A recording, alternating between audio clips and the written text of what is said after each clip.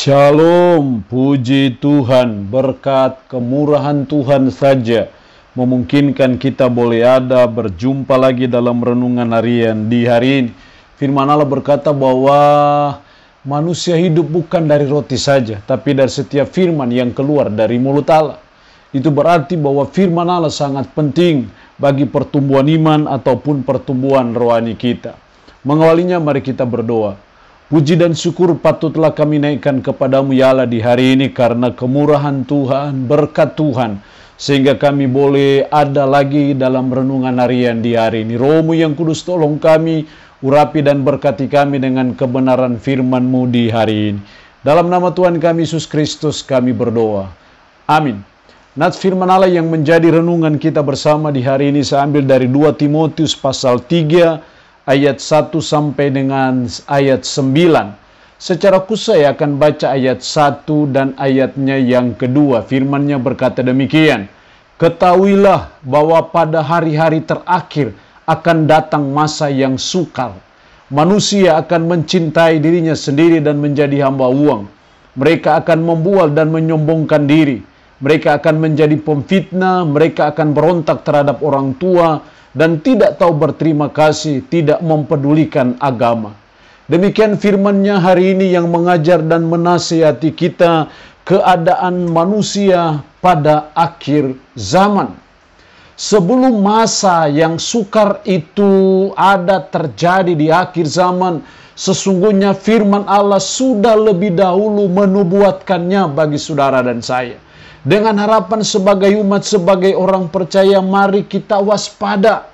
Sebagai umat, sebagai orang percaya, kita menyadari akan hal itu dan kita mulai membentengi diri kita supaya kita tidak terjerat kepada apa yang dinubuatkan oleh firman Allah dalam nats ini. Jelas sekali dalam ayat 1, ketahuilah bahwa pada hari-hari terakhir akan datang masa yang sukar. Bagaimana keadaan manusia pada akhir zaman? Bagaimana firman Allah menubuatkan keadaan manusia pada akhir zaman itu? Kita akan melihat 3 hal penting sebagai bagian dari keadaan manusia pada akhir zaman. Yang pertama dalam ayat 2, manusia akan mencintai dirinya sendiri. Jadi sesuatu yang sangat menonjol di masa-masa yang sukar pada waktu akhir zaman adalah manusia akan mencintai dirinya sendiri. Artinya bahwa firman Allah sudah lebih dahulu memberitahukan kepada kita bahwa pada zaman akhir akan muncul, akan datang masa yang sukar. Karena apa? Manusia akan mencintai dirinya sendiri. Jadi hal yang pertama, keadaan manusia pada akhir zaman itu yang sangat menonjol adalah manusia mencintai dirinya sendiri. Karena dia mencintai dirinya sendiri, maka dia akan mengusahakan kebaikan bagi dirinya sendiri. Dan oleh karena itu dia akan mengorbankan orang lain demi kepentingannya sendiri. Karena dia mencintai dirinya sendiri, maka yang akan terjadi adalah mereka akan membual dan menyombongkan diri. Mereka akan menjadi pemfitnah, mereka akan berontak terhadap orang tua dan tidak tahu berterima kasih, tidak mempedulikan agama, tidak tahu mengasihi, tidak mau berdamai, suka menjelekkan orang, tidak dapat mengekang diri, garang, tidak suka yang baik, suka mengkhianat, tidak berpikir panjang, berlagak tahu, lebih menuruti hawa nafsu daripada menuruti Allah. Itulah keadaan pada zaman akhir.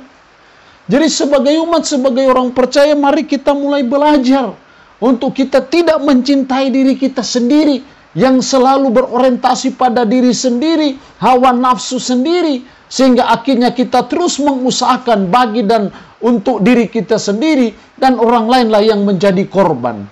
Kita belajar supaya hal itu tidak terjadi dan tidak menimpa diri kita, hidup kita sebagai umat Tuhan. Yang kedua, keadaan manusia pada akhir zaman bukan hanya mencintai diri sendiri. Masih dalam ayat 2b, manusia akan mencintai dirinya sendiri dan menjadi hamba uang. Menjadi hamba uang. Hal yang kedua yang menjadi hal yang menyolok dalam keadaan manusia pada akhir zaman adalah menjadi hamba uang. Kalau menjadi hamba uang itu artinya bahwa Tuhanlah uanglah yang menjadi Tuhannya, uanglah yang menjadi majikannya, sehingga dia sudah mencintai uang. Dan kita tahu bahwa ayat-ayat sebelumnya bahwa cinta akan uang itu adalah akar segala kejahatan. Jadi karena dia mencintai uang, maka segala kejahatan akan muncul. Mereka akan membual dan menyombongkan diri, mereka akan menjadi pemfitnah, mereka akan berontak terhadap orang tua dan tidak tahu berterima kasih, tidak mempedulikan agama. Itu hal yang terjadi sebagai akibat dari mencintai uang. Jadi mari kita mewaspadai sebagai umat, sebagai orang percaya, ketika kita melihat nubuat firman Allah akan keadaan manusia di akhir zaman, yaitu yang kedua itu menjadi hamba uang, kita belajar sebagai umat, sebagai orang percaya, supaya kita tidak menjadi hamba uang. Kita hanya menjadi hamba Tuhan saja. Sehingga Tuhanlah yang menjadi Tuhan kita, Tuhanlah yang menjadi majikan kita, Tuhanlah yang menjadi bos kita, Yesus Kristuslah Tuhan kita, kurios kita, dan bukan uang yang menjadi kurios kita. Kita waspada karena ini akan terjadi di akhir zaman, manusia akan menjadi hamba uang. Yang ketiga, bagaimana keadaan manusia pada akhir zaman dalam ayat 7 dan 8. Yang walaupun selalu ingin diajar, namun tidak pernah dapat mengenal kebenaran. Ayat 8, sama seperti Yanes dan Yambres menentang Musa, demikian juga mereka menentang kebenaran. Akal mereka bobrok dan iman mereka tidak tahan uji. Mereka menentang kebenaran. Jadi hal yang ketiga keadaan manusia pada akhir zaman adalah menentang kebenaran. Tidak mau tahu kebenaran, tidak mau mempercayai kebenaran. Bahkan di situ dikatakan bahwa mereka itu tidak dapat mengerti akan kebenaran. Itulah keadaan manusia pada akhir zaman, yaitu menentang kebenaran. Itu berarti bahwa sebagai umat kita mulai belajar membangun diri kita, membangun hati kita supaya kita tidak menentang kebenaran. Apapun kebenaran firman itu menyenangkankah, tidak menyenangkankah, menyakitkankah, membahagiakan. Kalau itu kebenaran firman, mau tidak mau kita harus menerima, mau tidak mau kita harus mempercayainya, mau tidak mau kita harus melaksanakannya dalam hidup kita sehari-hari. Karena keadaan manusia pada akhir zaman itu menentang kebenaran, dan kita tidak boleh seperti itu. Allah yang punya firman ini memberkati kita dengan firman-Nya di hari ini. Amin. Mari kita berdoa. Puji syukur untuk kebenaran firman-Mu hari ini, yang mengingatkan kami akan keadaan manusia pada akhir zaman, mencintai dirinya sendiri, menjadi hamba uang, dan menentang kebenaran. Tuhan, tolong kami, supaya kami memahami akan hal ini dan mulai membentengi diri, supaya kami tidak mencintai diri sendiri, tidak menjadi hamba uang, dan juga tidak menentang kebenaran. Tanamkanlah, meteraikanlah firman ini dalam hati dan pikiran kami, dan sanggupkan kami supaya bisa memberlakukan firman ini dalam hidup kami sehari-hari. Hamba mohon berkat bagi umat-Mu yang mendengarkan renungan harian di hari ini. Diberkatilah mereka ya Allah yang sakit dalam nama Yesus. Tuhan lawat, Tuhan jamah, Tuhan sembuhkan dari sakit penyakit yang diderita. Terpujilah nama-Mu Tuhan.